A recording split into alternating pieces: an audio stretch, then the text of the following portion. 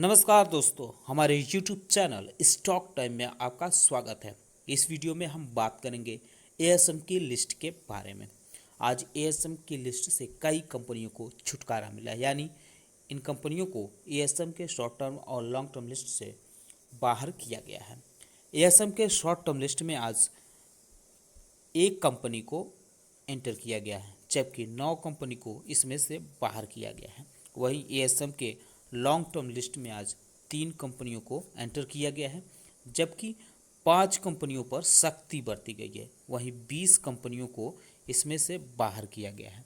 तो डिस्कशन शुरू करने से पहले कहना चाहूँगा कि अगर आपने हमारे चैनल को सब्सक्राइब नहीं किया तो कृपया सब्सक्राइब कर लें और बेल आइकॉन भी दबा लें।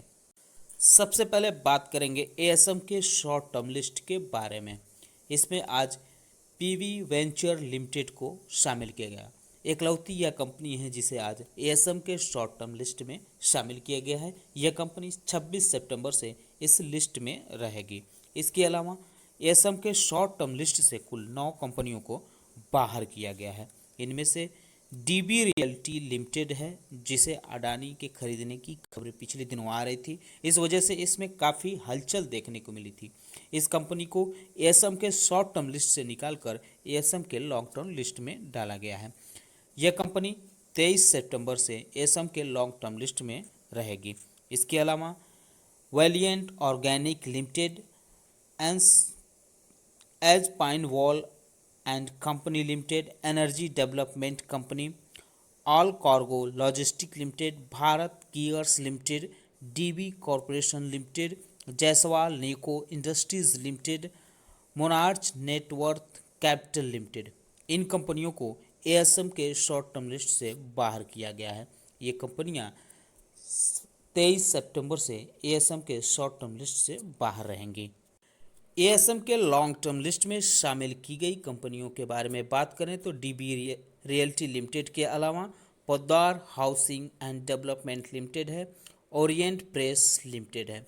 ये 26 सितंबर से एएसएम के लॉन्ग टर्म लिस्ट में रहेंगी। इसके अलावा कुछ कंपनियां हैं जिनमें A&M जंबो बैग्स, इसको स्टेज 3 से स्टेज 4 में डाला गया है। वहीं एक्सपो इंडिया लिमिटेड को स्टेज 4 से स्टेज 3 में डाला गया है। अगर बात करें सोलेक्स एनर्जी लिमिटेड को, तो इसको स्टेज 3 से स्टेज 2 में डाला गया है। वहीं जिंदल वर्ल्ड वाइड लिमिटेड को भी स्टेज 3 से स्टेज 2 में डाला गया है। केम फैब अल्कलाइज लिमिटेड को स्टेज 2 से स्टेज 1 में डाला गया है। आज एएसएम के लॉन्ग टर्म लिस्ट से कुल 20 कंपनियों को शामिल किया गया। इसमें सबसे बड़ी राहत अडानी विल्मर लिमिटेड को भी मिली है।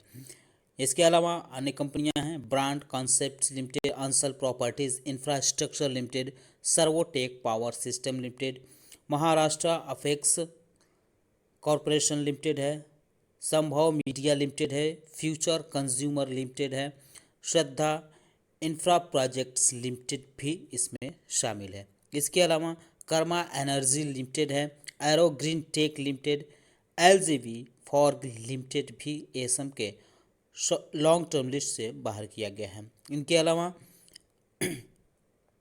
मिडकॉन कंसल्टेंसी इंजीनियरिंग सर्विस लिमिटेड है, एशियन होटल ईस्ट लिमिटेड है, कैंटेबल रिटेल इंडिया लिमिटेड है, Sadbhav engineering limited, Dhampur sugar mills limited, solar active pharma science limited, Godha Cabcon insulation limited, south west pinnacle exploration limited, city network limited भी शामिल है ASM के long term list से बाहर की गई कंपनियों में।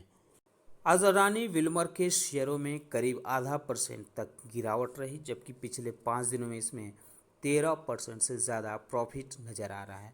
वहीं एक महीने में इसमें 19% से ज़्यादा प्रॉफिट है, 6 महीने में इसमें 99% से ज़्यादा यानी करीब 100% तक का प्रॉफिट है।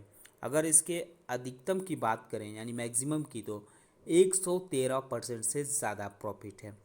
पिछले दिनों इस शेयर में ज़बरदस्त तेज़ी देखने को मिली थी, यहाँ तक कि इतनी तेज़ी थी कि अपर सर्किट तक लगा था। अगले हफ्ते में इसमें ज़्यादा तेज़ी देखने को मिल सकती है। आप इस पे फोकस रख सकते हैं और इसे अपने रडार पर रख सकते हैं।